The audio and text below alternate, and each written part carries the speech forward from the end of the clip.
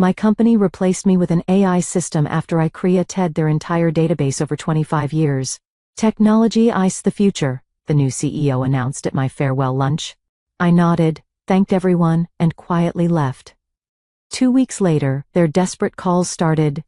Technology is the future, Gavin declared, raising his champagne flute at my farewell lunch. His polished smile never reached his eyes as he continued.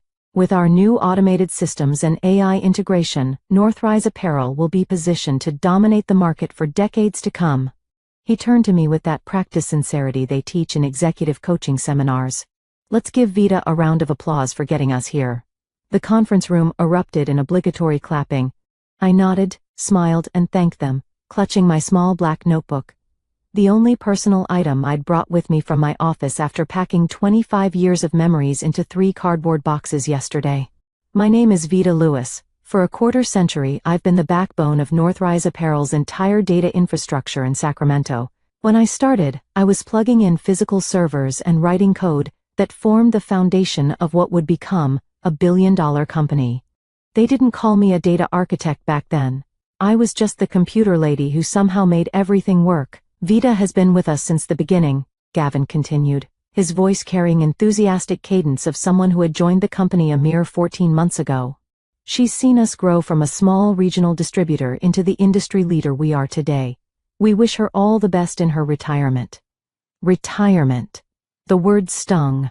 I was only 59, and I hadn't chosen to leave. The decision had been presented to me as a fait accompli 3 weeks ago. The Nexus system will streamline our operations, Gavin had explained, leaning back in his ergonomic chair, referring to the new AI management system they'd purchased for what I later learned was $17 million. Your position is unfortunately redundant under the new infrastructure.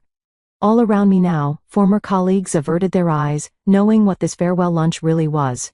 The ceremonial removal of an obsolete part. After decades of building their empire's nervous system, designing their inventory tracking, creating their customer database, programming their shipment logistics, I was being discarded because I didn't fit the sleek new aesthetic of Silicon Valley-inspired corporate modernization. I felt the weight of my notebook in my hand. Inside were 25 years of institutional knowledge, the backdoor fixes for emergencies, the manual override codes, the peculiarities of our custom-built system that no instruction manual covered. Information that wasn't stored in any cloud or server, only in my head and in these pages. To Vita, Gavin concluded, and to the future of Northrise Apparel. I raised my glass in response, hiding my thoughts behind a practiced smile. Little did they know, their future was about to get very complicated. I bought my house in Midtown Sacramento in 1998, when the company was still called West Coast Threads, operating out of a converted warehouse with 23 employees. Now Northrise Apparel had over 7,000 staff across the country. And my modest 2-bedroom craftsman had appreciated to the point where I could sell it and retire comfortably if I wanted. But retirement wasn't in my plans. The evening after my farewell lunch, I sat on my back porch with a glass of wine, watching the sunset and thinking back on how I'd become the company's foundation without anyone fully realizing it. When Thomas Green first hired me, fresh out of a computer science program where I was one of 4 women in my class, he valued my methodical approach. You think of things the rest of us don't, he'd said. I need someone who sees the big picture, and I had. As West Coast Threads became Green Apparel and finally Northrise, I designed systems that anticipated our growth. I built redundancies, created emergency protocols, standardized our data collection. When we acquired smaller companies, I integrated their systems with ours, preserving what worked while upgrading what didn't. Everything changed when Thomas retired 3 years ago. The board brought in Gavin Pollard, 38 years old with an MBA from Wharton and a resume full of tech startups, but no experience in apparel manufacturing or distribution. His first all-hands meeting set the tone. We need to disrupt ourselves before someone else disrupts us. Over the next year, consultants from Elstone Trading came and went using phrases like digital transformation and AI-first paradigm. They interviewed me extensively, taking notes on how our systems functioned, what databases contained which information, how our proprietary software managed inventory across 5 distribution centers. I should have seen it coming, but loyalty had made me naive. The doorbell rang, jolting me from my thoughts. Through the peephole, I saw Eleanor from HR holding a basket. Just wanted to check on you, she said when I opened the door. The transition team realized we never got your authentication codes for the backup systems. The transition team being the 320-somethings tasked with deconstructing my life's work. Everything's in the handover documents, I replied coolly. The master list should have all the access protocols. Eleanor's smile faltered. There seems to be some confusion about the legacy systems, particularly the warehouse automation interfaces. Of course there was. Those interfaces were custom-built, modified over years to work with our specific needs. Nothing about them was standard. I'm sure they'll figure it out, I said, accepting the gift basket but not inviting her in. The Nexus system is the future after all. The first signs of trouble came a week after my departure. My former colleague Jerome texted me on a Tuesday afternoon. Systems glitching. New team can't figure out why the inventory won't reconcile with the shipping manifests. I didn't respond. The next day Bethany from accounting called. Vita, we're having some issues with the quarterly reporting module. The numbers aren't matching what we're seeing in sales. I'm sure the transition team can handle it, I replied. The Nexus system is supposed to be state-of-the-art, but it's still pulling from your database architecture, she pressed. Nobody understands the connections like you do. I felt a twinge of sympathy for Bethany, who had always been kind to me, but I remained firm. I've moved on, Bethany. My consulting schedule is already full. This wasn't a lie. The day after my severance package had cleared, I'd received a call from Philip Donovan, co-founder of Donovan & Mills Logistics. They were Northrise's biggest competitor in the West Coast apparel distribution space, and they wanted to meet. Just a consultation, Philip had said. We've admired your work for years. The office of Donovan & Mills occupied the 12th floor of a glass tower downtown with a view of the state capitol. It was sleeker than Northrise's converted industrial campus filled with natural light and modern furniture. Philip met me in the lobby himself, a courtesy Gavin had never extended to anyone below VP level. Miss Lewis, he said, shaking my hand.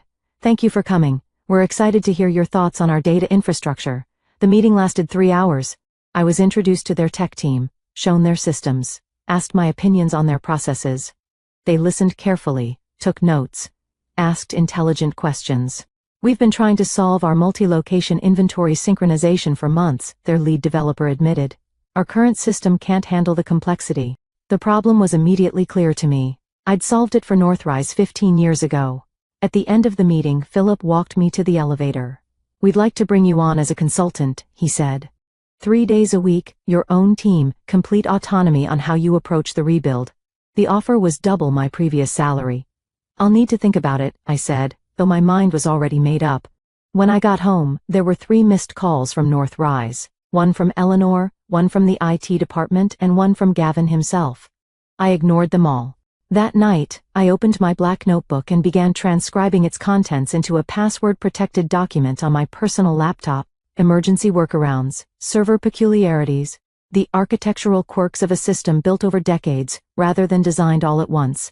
Knowledge that wasn't documented anywhere else. The next morning I called Philip and accepted his offer.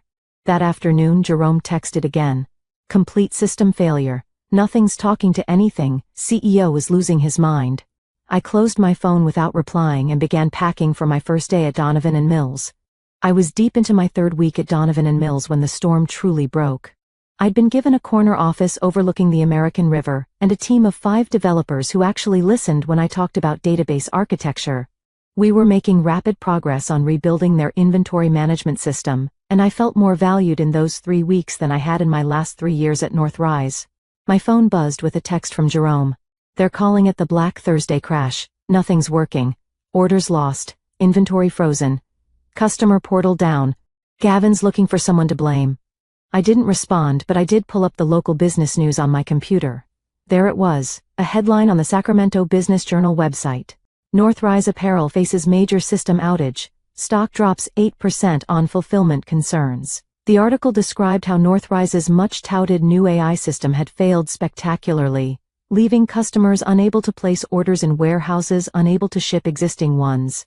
The company had issued a statement about temporary technical difficulties, but sources inside the company, Jerome, I suspected, described a complete system collapse. My office phone rang. Philip Donovan's name appeared on the caller ID. I assume you've seen the news about your former employer, he said when I answered. Just reading it now, I replied. Any insights you'd care to share? His tone was carefully neutral. I considered my response. Their new system was implemented without adequate testing or understanding of the existing architecture. It was inevitable. I see. Philip paused. We've received an interesting call from a Thomas Green. Apparently, he still sits on Northrise's board, and he suggested we might have recently acquired some valuable expertise that could help resolve their situation. My heart skipped. Thomas had been my champion for decades, but I never expected him to reach out like this. What did you tell him? I asked. That we're quite happy with our recent personnel decisions, and have no interest in loaning out our valuable consultants. I smiled despite myself. Thank you. Though I admit to some curiosity, he continued, just how bad is their situation? I sighed, weighing my professional ethics against my lingering resentment. If they tried to integrate Nexus without properly migrating the manufacturing execution system I designed, they've likely corrupted their entire database. Every order, inventory record, and shipping manifest from the last 3 months could be affected. And recovery? Possible, but not with their current team. They don't understand how the legacy systems interact with the newer components. We were interrupted by my assistant, who appeared at my door with an urgent expression. Miss Lewis, there's a Gavin Pollard online too. He's called 3 times in the last hour. I thanked her but made no move toward the phone. Philip raised an eyebrow. Aren't you going to take that? I don't work for Northrise anymore, I replied simply. He nodded slowly, a small smile forming. No. You certainly don't. He turned to leave but paused at the door. We have that strategy meeting at 3. I'd be interested in your thoughts on expanding our direct-to-consumer channels. After he left, I sat staring at the blinking light on my phone for a long moment, before turning back to my work.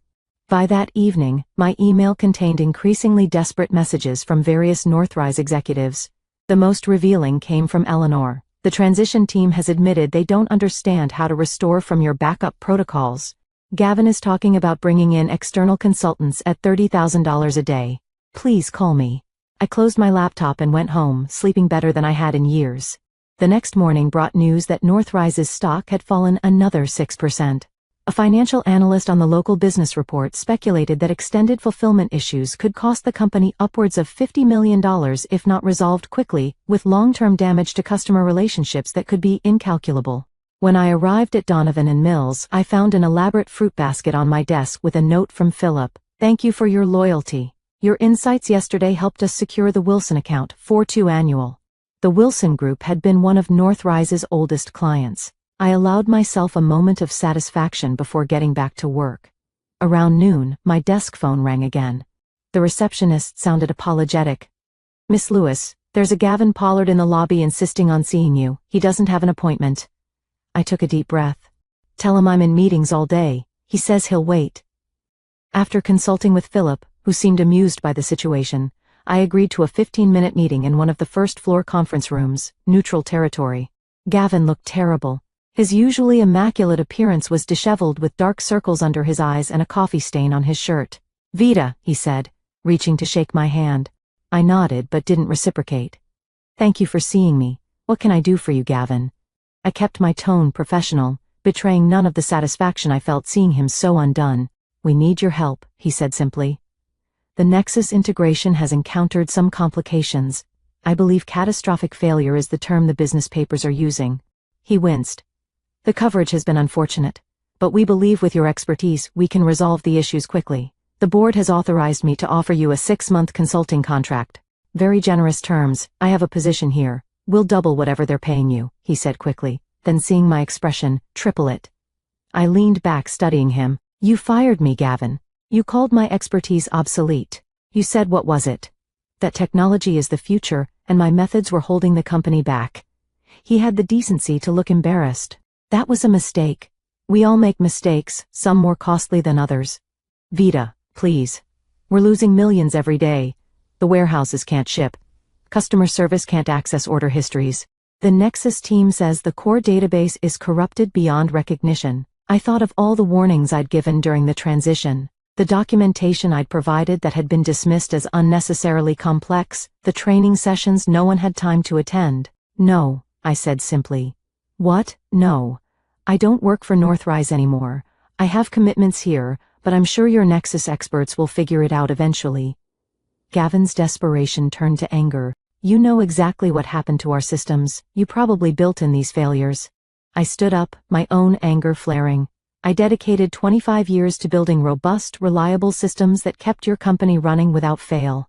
If they're failing now, it's because you dismantled them without understanding how they worked. We'll sue, he threatened. For sabotage. For what? For taking another job after being fired? For not documenting every single aspect of systems I built over 25 years? Sue me for not answering phone calls from a company that discarded me? I gathered my papers. I believe our 15 minutes are up. As I walked out, I turned back briefly. By the way, there's a complete recovery protocol in the Emergency Procedures Manual, Volume 3, Section 8. I updated it every quarter for 20 years. But of course, that would require actually reading the documentation. I left him there, mouth slightly open, and returned to my new office where I was building something better. 2 days later, I received a formal letter from North Rice's legal department requesting all documentation, notes, and intellectual property related to my former position. It was followed by a personal note from Thomas Green. Vita, call me. We need to talk. The board is in chaos. I decided to respond to Thomas out of respect for our history. He answered on the first ring.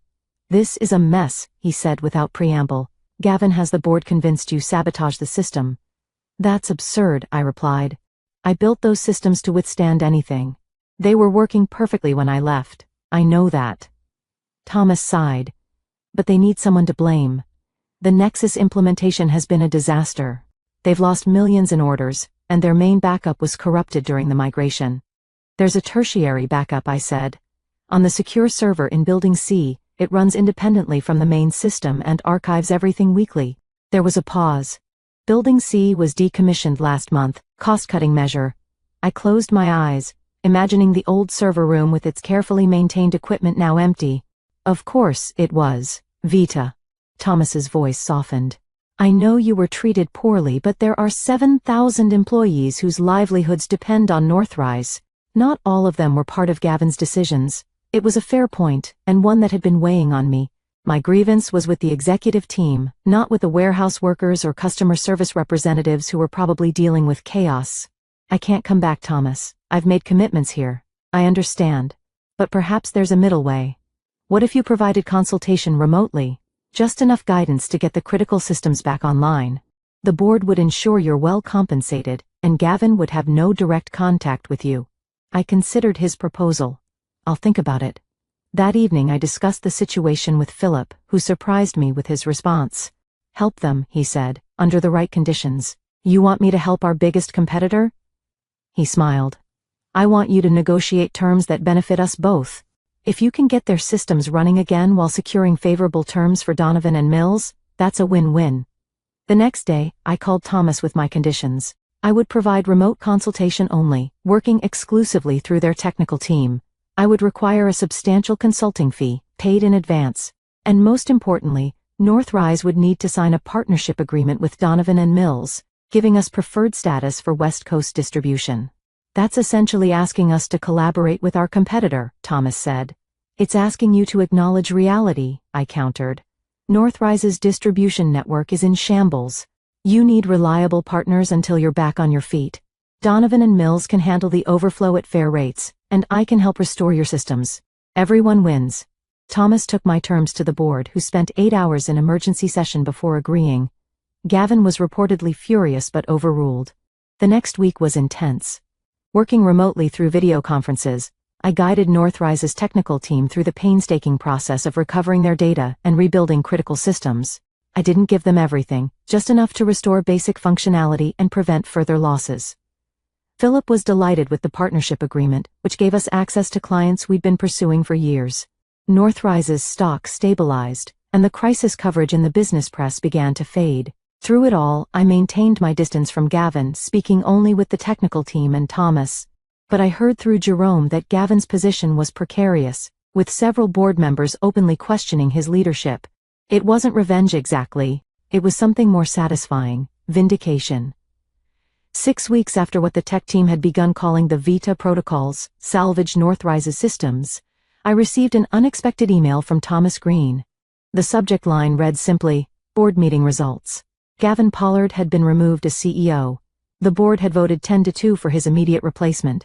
The Nexus failure cost us $142 million in lost orders, damaged customer relationships, and emergency consultants, Thomas wrote. His position became untenable when the quarterly reports showed the extent of the damage. I thought you should hear it from me first. I sat back in my chair, letting the news sink in. I hadn't actively worked for Gavin's downfall, but I couldn't pretend to feel sorry about it. His arrogance had nearly destroyed a company that thousands of people depended on for their livelihoods. Later that day, Philip stopped by my office. "I hear Northrise is looking for a new CEO," he said with a knowing smile. "So I've heard. They could do worse than to bring Thomas back temporarily." I nodded. "He understands the business in a way Gavin never did." "Speaking of understanding the business," Philip continued, "the Wilson account was so impressed with our handling of their overflow that they've asked about making the arrangement permanent. That would be a $12 million annual contract taken directly from Northrise," I observed. Philip shrugged. "Business is business. And speaking of business, the executive committee is meeting tomorrow to discuss our 5-year strategic plan. I'd like you to present your vision for our data architecture." "My vision?" "You've completely transformed our systems in just 2 months, Vita. The committee needs to understand what you've built and where you see it going. Your work deserves recognition." As he left, I turned to look out my window at the Sacramento skyline. In the distance, I could just make out the Northrise campus. Their logo still illuminated the main building, but inside, everything had changed. The company would survive, but it would never be the same. Neither would I. For the first time in decades, I was building something on my terms with people who valued what I brought to the table. 3 months later, I attended the ribbon-cutting ceremony for Donovan and Mills' new technology center. My name was on the plaque beside the entrance. Vita Lewis Technology Center, where innovation meets experience. Philip had insisted on naming it after me, when my system overhaul resulted in a 38% efficiency improvement across their distribution network. The center would house an expanded development team and serve as a training facility for technical staff from across the company. "We didn't just hire a consultant," Philip said in his speech. "We gained a visionary who understood that technology should serve people, not replace them." As I stood beside him for the ceremonial photo, I thought about how differently things had turned out from what I'd expected when I left Northrise. I hadn't planned revenge exactly, just a new beginning. But my success had become a form of vindication, more powerful than any deliberate retaliation could have been. The reception afterward was attended by local business leaders and politicians. I found myself approached by a woman I didn't recognize. "Miss Lewis, I'm Diane Torres from the Governor's Office of Business Development. I've been hearing remarkable things about your work." We spoke for nearly half an hour about data systems and their impact on regional businesses. At the end of our conversation, she handed me her card. "We're forming a task force on technology infrastructure for state agencies. We need people with both expertise and perspective. Would you be interested in serving as an advisor?" 6 months ago, I had been deemed obsolete by a man half my age. Now I was being recruited to help shape technology policy for the entire state. "I'd be honored," I replied, taking her card. As the reception wound down, I received a text from Jerome. New CEO announced. You'll never guess who. Thomas Green was coming out of retirement to lead Northrise through its recovery.